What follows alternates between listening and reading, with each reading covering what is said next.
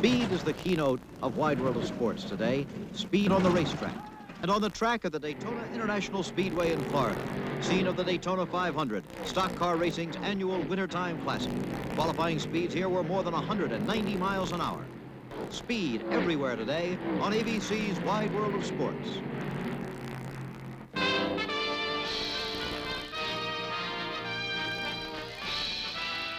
Spanning the globe to bring you the constant variety of sport, the thrill of victory, and the agony of defeat. The human drama of athletic competition.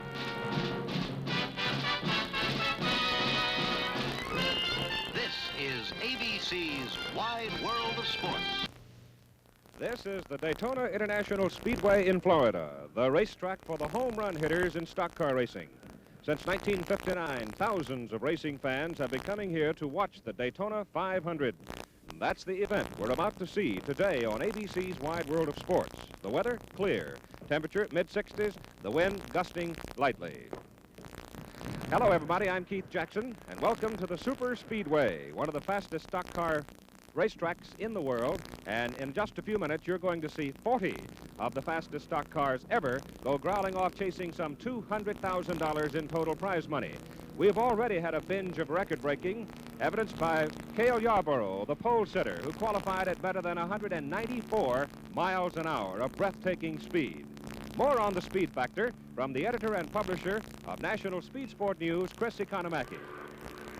Thanks, Keith.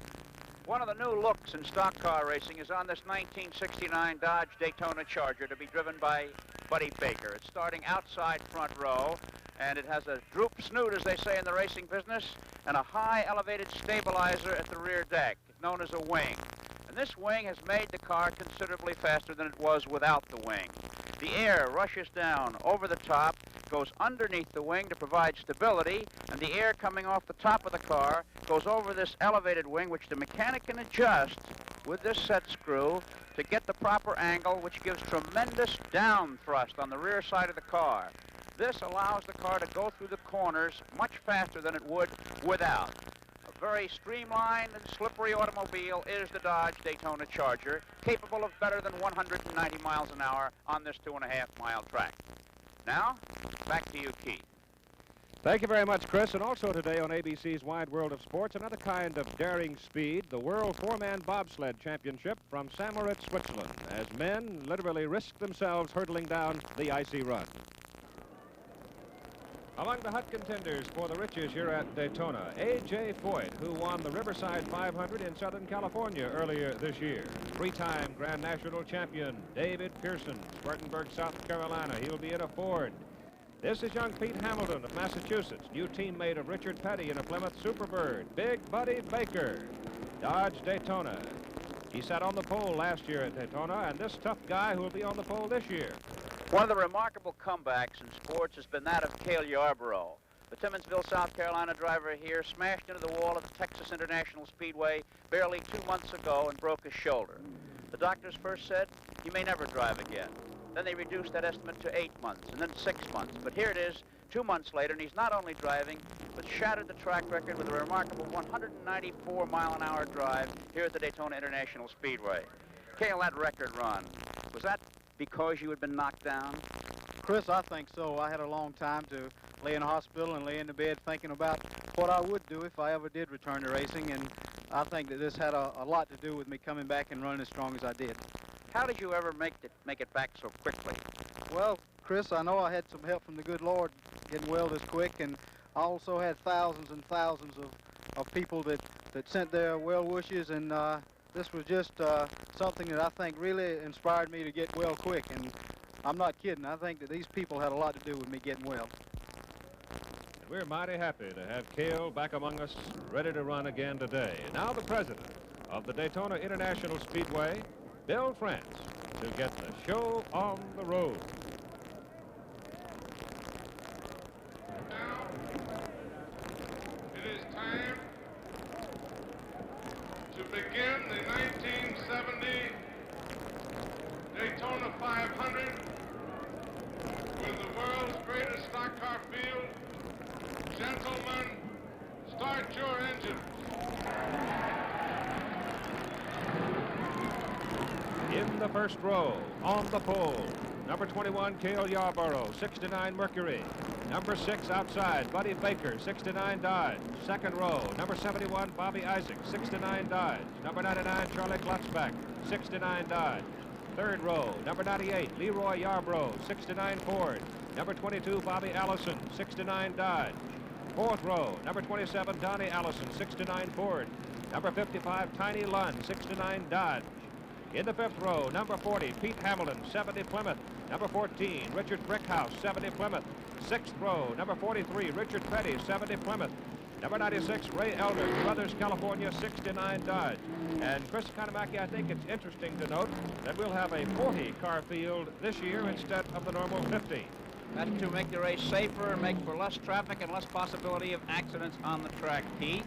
There's 15 Dodges, 11 Fords, 8 Plymouths, 3 Mercurys, and 3 Chevelles out on the track right now. 8 of them are 1970s. There's 30 69 models and a pair of old 1968s on the 31-degree banks of the track right now.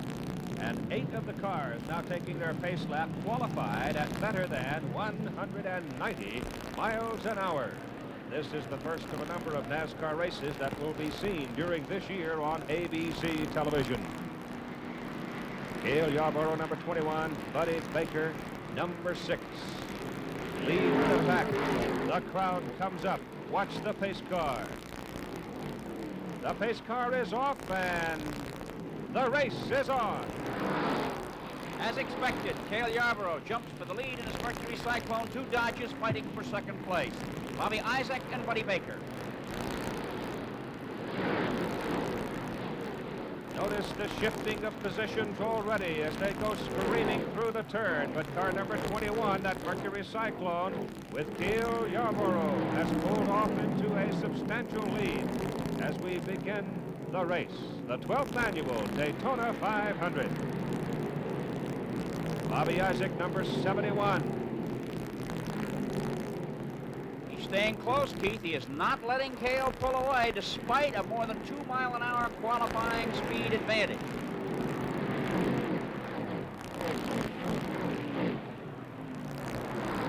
The pack starting to string out a little bit, and that's simply because Cale Yarborough is burning.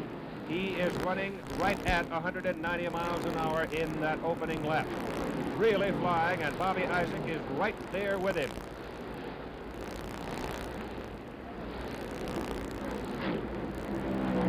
Only 7 1970 models in this 40-car field.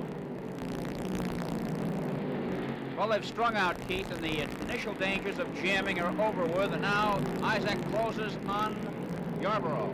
One of the things we'll want to watch all day today is what effect on drafting the wing, the fixed wing, is going to have on some of the Chrysler Corporation products, the Dodges and the Plymouths. Some of the fellows say it disturbs the air behind them. Others say you just need a little different angle. The order: Cale Yarborough, number 21, leads, followed by Bobby Isaac, Buddy Baker, and Leroy Yarborough. And we'll continue our coverage of the Daytona 500 in just a moment.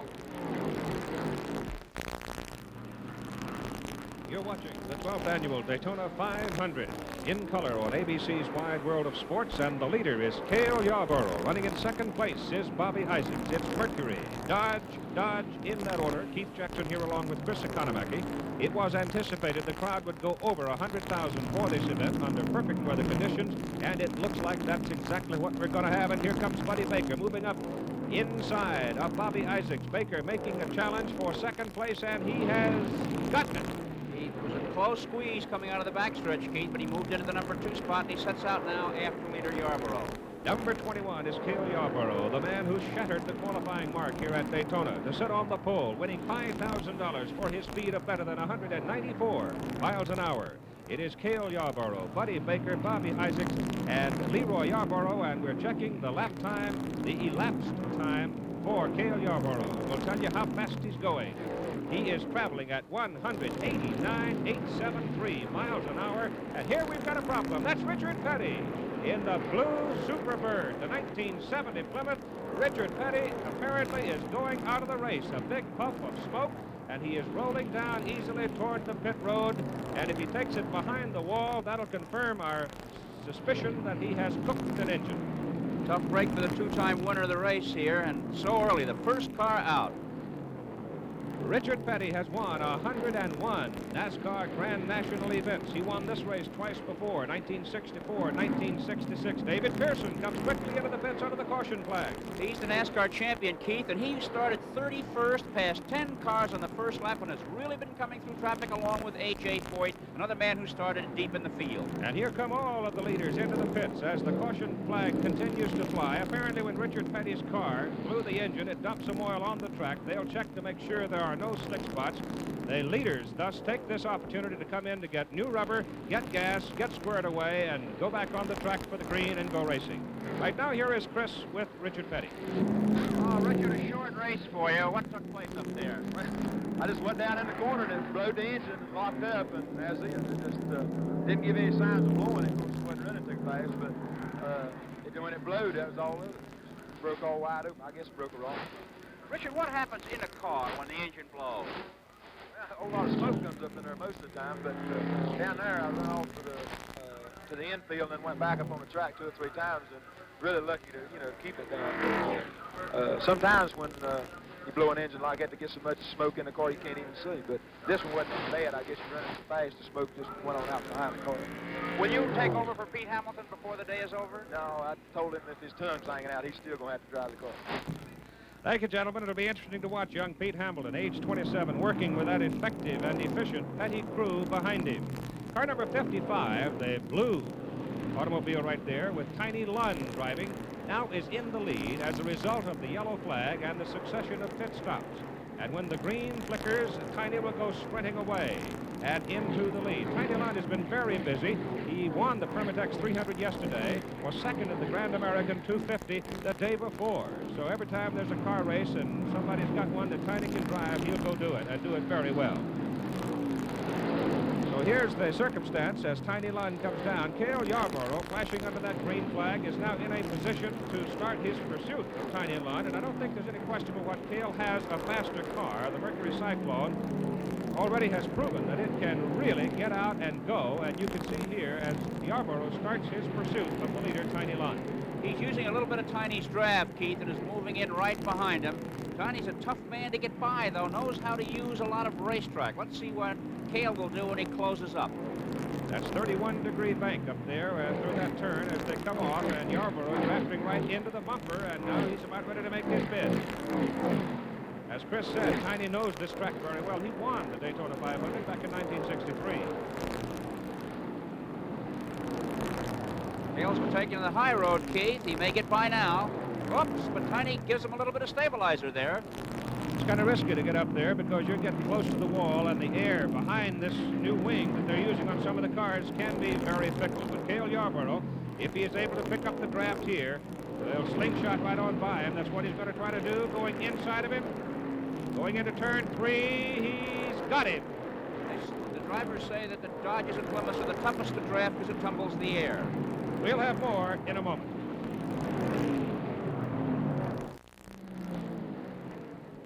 The leader remains Cale Yarborough, car 21. That's the Mercury. David Pearson moving up on Tiny Lund right here in a battle for second place, and Pearson takes second place. So he moves in behind Cale Yarborough, dropping Lund to third. Leroy Yarborough is running in fourth place along with Buddy Baker, and both Leroy and Buddy are moving up themselves to make a challenge on Tiny Lund's blue Dodge. The leader, Cale Yarborough, in the Cyclone is well out in front of second place David Pearson. So it's Mercury and Ford and Leroy and Buddy both make it by Tiny Lund with no trouble at all. They just whipped right on by him. And so it's Leroy Yarborough in third place, and it is Buddy Baker in fourth place. And they're moving up on the second place man, David Pearson, rather quickly. You do not see the lead car, Cale Yarborough, at this time. There he is, coming off the turn. Cale really flying. That's David Pearson in the blue and gold Ford, Leroy Yarborough in the white Ford, Buddy Baker in the Dodge Daytona Charger. They have closed the gap. They were at one time about 6 car lengths behind Pearson, and now they have moved up. And let's see what happens on the turn here as Buddy Baker moves up inside to challenge Leroy Yarborough. Leroy won't have it. In the battle for third, Leroy takes his position solidly in third, and he's taking a run at David Pearson.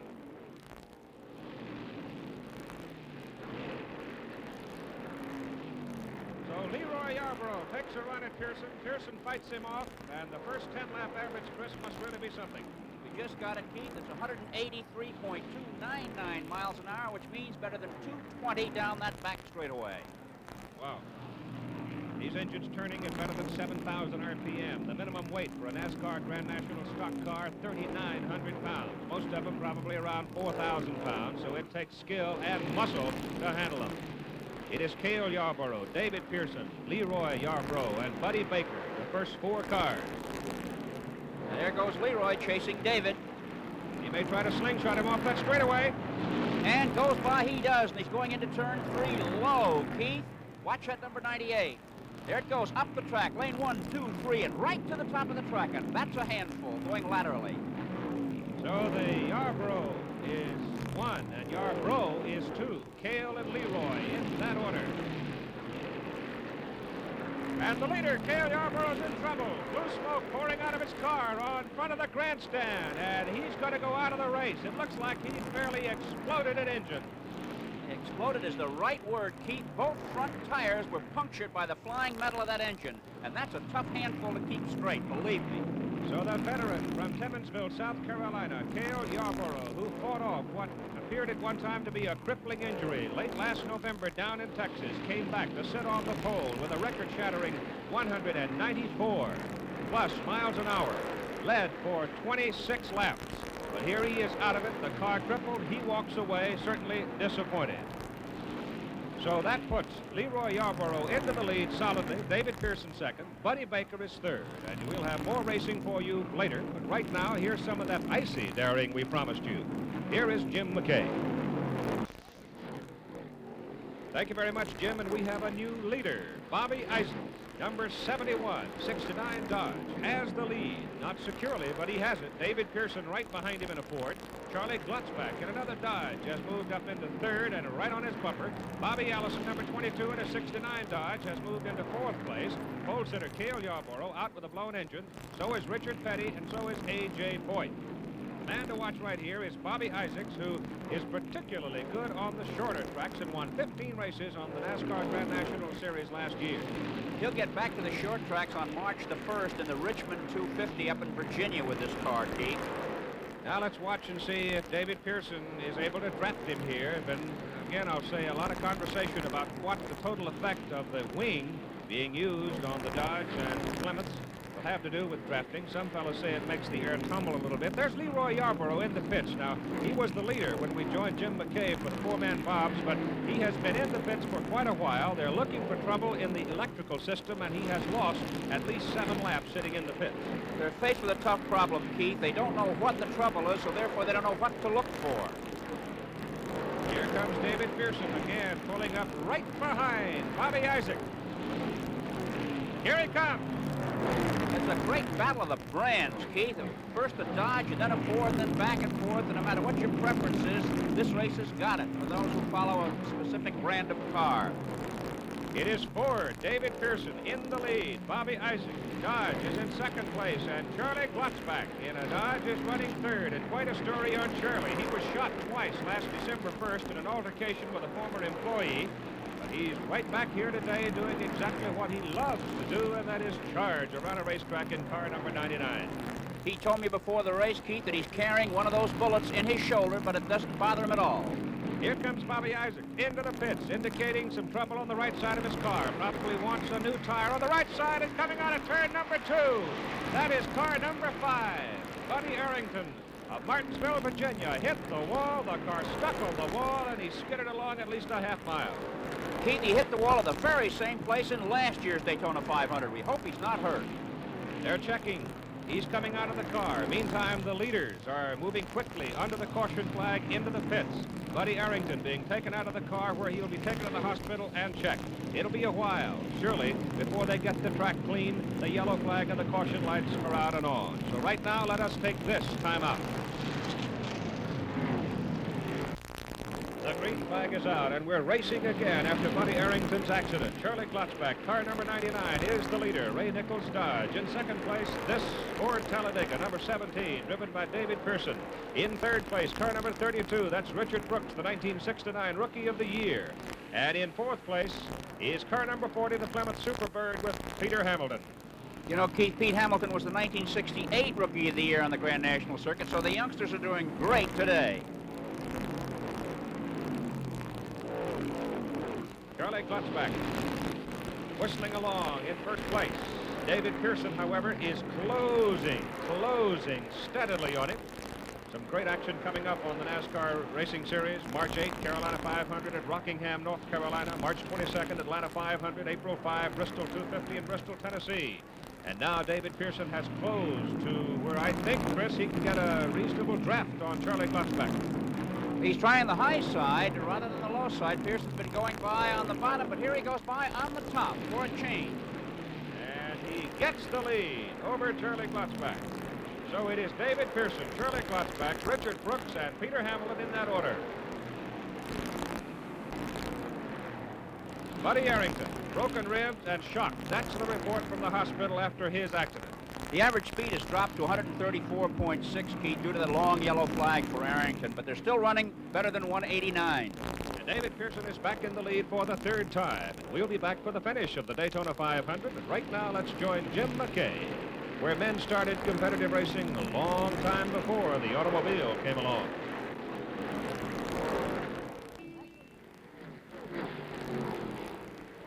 Right, Jim, and we hope you can find a warm fireplace close by. Our weather for the 12th annual Daytona 500 continues very good. Temperature mid-60s, track temperature low 80s. The leader, number 17, Ford, David Pearson, Spartanburg, South Carolina. Car number 99 running right behind him. That's Charlie Glotzback in a Dodge, but Charlie is actually a lap behind. He is in third place because of a black flag.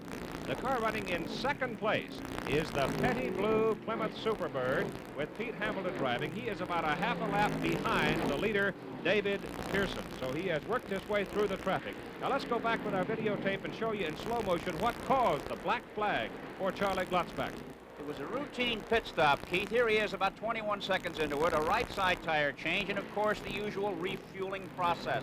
There, that 11-gallon can is held high, but the car comes down and is driven away, as you can see here, before anyone had a chance to put the gas cap on.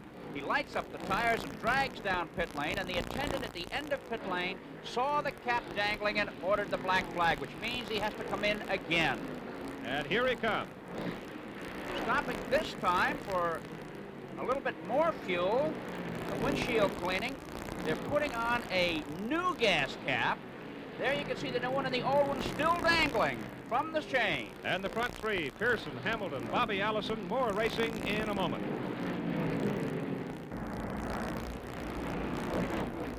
We're heading toward the shadows of the day, toward the end of the Daytona 500. Car number 40, the Petty Blue Plymouth, is running in second place behind car number 17, David Pearson's Ford. And we're timing the interval between the leader, Pearson, and the second place car, Hamilton, and you can see it is 3.1 seconds, and that's not much. And here's Charlie Glotzback back in the pits, and I think, Chris, you could say that Charlie was done in by the gas cap caper today. No question about it, Keith. He had tough luck here a year ago, lost it by one lap, but now driving out without a gas cap took any chance of victory away from him. He's just running it out. And we have trouble on turn 2.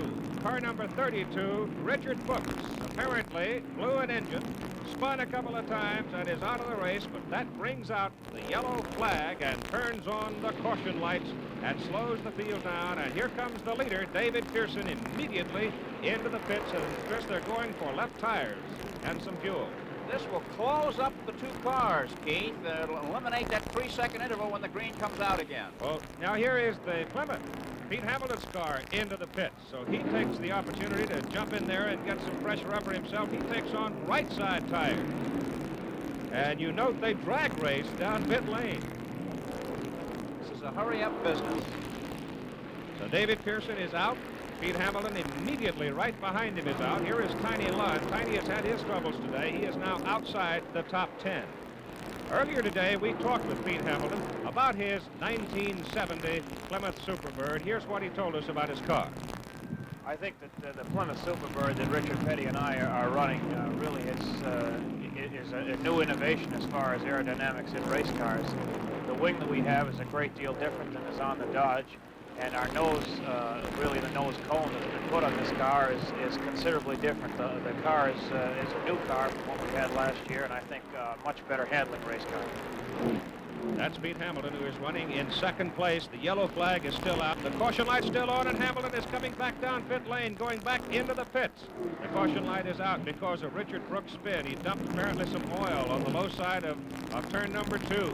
And they are putting left side tires on Pete Hamilton's car.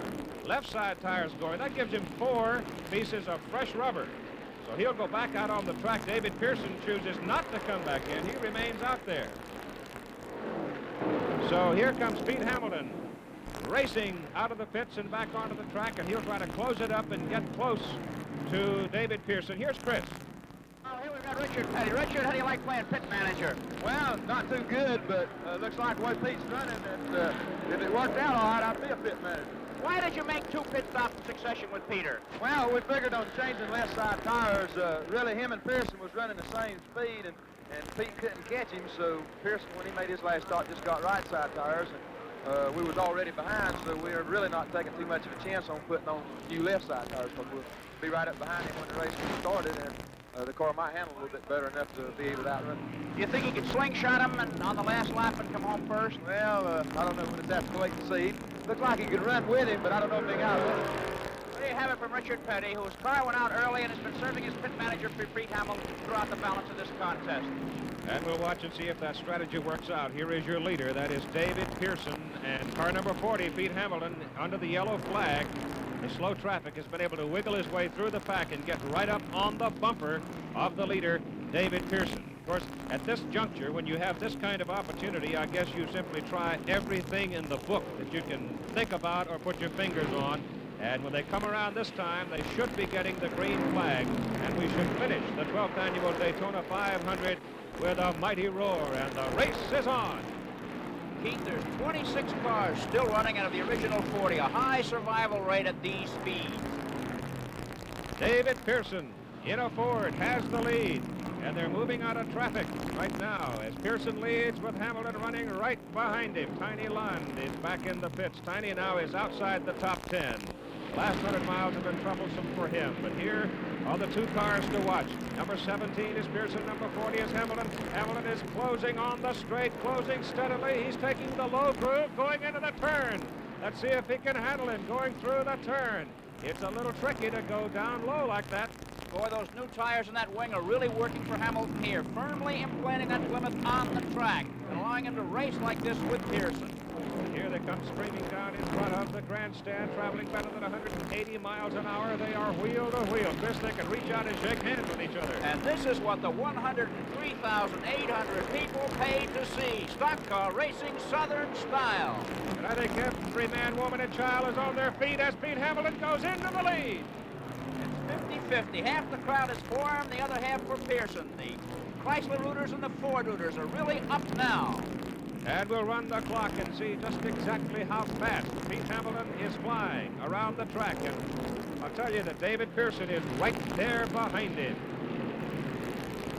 I might point out, too, Chris, that none of the experts in picking winners before the race picked Pete Hamilton as a possible winner. If you're an expert, Keith, you don't pick a rookie.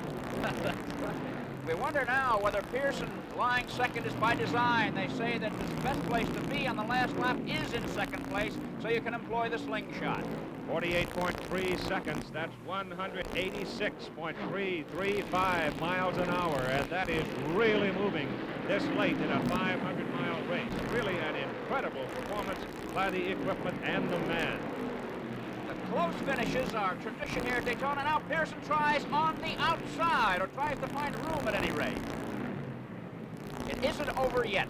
I'll tell you, this Pete Hamilton hasn't been on the NASCAR Grand National Circuit very many times. His best performance last year was a 5th in Atlanta, but he looks like he knows exactly what he is doing, and he leads right now.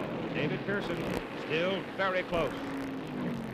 All eyes are on these two drivers. Pearson, 3 times a champion and an All-Pro, and Hamilton in his very first factory ride. Remember our sports doubleheader tomorrow here on ABC, 1:55 Eastern Time, NBA basketball, Los Angeles and Boston, followed at 4 o'clock Eastern and Pacific Time by the American Sportsman. Pearson is still close. He's right of the draft, and here he goes. He's taking his run at Pete Hamilton right here, going into turn number 3. Can he hold him? He went in very low there. Boy, oh boy, they're really at it now. Oh, look out! Pearson's in trouble. He almost lost it. He almost lost it. David Pearson was out of shape, almost sideways, but he fought back. Tremendous strength, and the white flag is flying. Pete Hamilton has the lead, traveling at better than 186 miles an hour. A remarkable story for the young man from Massachusetts. And it appears that David Pearson has lost momentum, perhaps has lost the will to really try all out again, though I find that hard to believe because he is one of the great competitors in the history of NASCAR racing. We are watching 2 great competitors right here. Pete Hamilton in the Petty Blue Plymouth Superbird, leading and heading for the checkered flag, and David Pearson running right behind him, closing in to 2nd place, and he'll hold that position, no question about it. And Pete Hamilton has won his first major NASCAR victory, the Daytona 500. David Pearson is 2nd in a Ford, and Bobby Allison 3rd in a Dodge, and we'll go to victory lane in just a moment. Now comes that sweet, sweet moment for Pete Hamilton. Average speed of the race, 149.601 miles per hour. That is not a record. There were 6 caution flags for 45 laps or 112 miles an hour, which kept the race speed from being a new record, I think. There were 24 lead changes among 10 drivers. This young blonde was in the lead at the right time at the finish. Let's go to victory lane now with Chris Economaki. Peter, congratulations. A fine drive. A little bit of strategy at the end with the tires, I'm sure, helped, didn't it? Well, it really did. You know, Richard said, come back in and get left side tires, and I just figured that was the way to go, and boy, he knew what he was talking about, I'll tell you that. Well, it was a great drive. Peter, did you have any problems during the race? Well, not too bad, no, really. Car worked pretty well all day, pretty much as planned. We had to make a little chassis adjustment about halfway through the race, but boy, that was what, that gave the car what we needed, and it worked real good after that. I was real happy. Hey, the crew did a heck of a job, I'll tell you. These petty people, they're the best in the world, let me tell you. So is this Plymouth Superbird. You sound happy. I really am. How old are you, Pete? 27. There you go, any single girls? The winner of the 12th Daytona 500, Peter Goodwill Hamilton, Dedham, Massachusetts. I'm going back to Massachusetts. The executive producer of ABC's Wide World of Sports is ROONE ARLEDGE. Coordinating producer Jim Spence. Daytona 500 produced by Dick Kirshner. Directed by LOU VOLPICELLI, who is also our director in St. Moritz. 4-man bobsledding produced by BRICE WEISMAN. At Daytona, Associate Director Jim Jeannette. Technical Director John Broderick. Remember our sports doubleheader tomorrow here on ABC, 1:55 p.m. Eastern Time. NBA basketball, Los Angeles at Boston, followed at 4 o'clock Eastern and Pacific Time by the American Sportsman. And now this is Keith Jackson for Chris Economaki saying so long from Daytona Beach, Florida. And reminding you that next Saturday on ABC's Wide World of Sports, we'll present the World Professional Skiing Championships from Switzerland, along with the Tournament of Thrills Auto Daredevil Championship from Tampa, Florida. Air travel arrangements made through and promotional consideration furnished by TWA, the sportsman's airline. Whether you're a sports spectator or participant, TWA's your kind of airline. We go where the action is. Today's program was pre-recorded.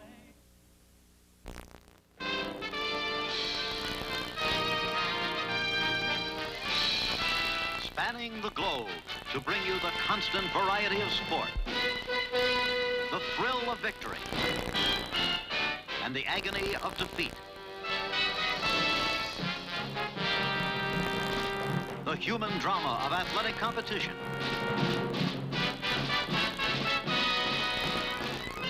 This has been ABC's Wide World of Sports. Brought to you by Weyerhaeuser, the company that's working on tomorrow's ideas in pulp, paper, packaging, lumber, plywood, and other building materials. By Command, Wide World of Grooming Products for Men, featuring Command Tahitian Lime Antiperspirant to keep a man dry all day, and Command Hairspray to keep a man neat all day. And by the Lincoln Mercury division, and the cars that make Mercury your password for action in the 70s.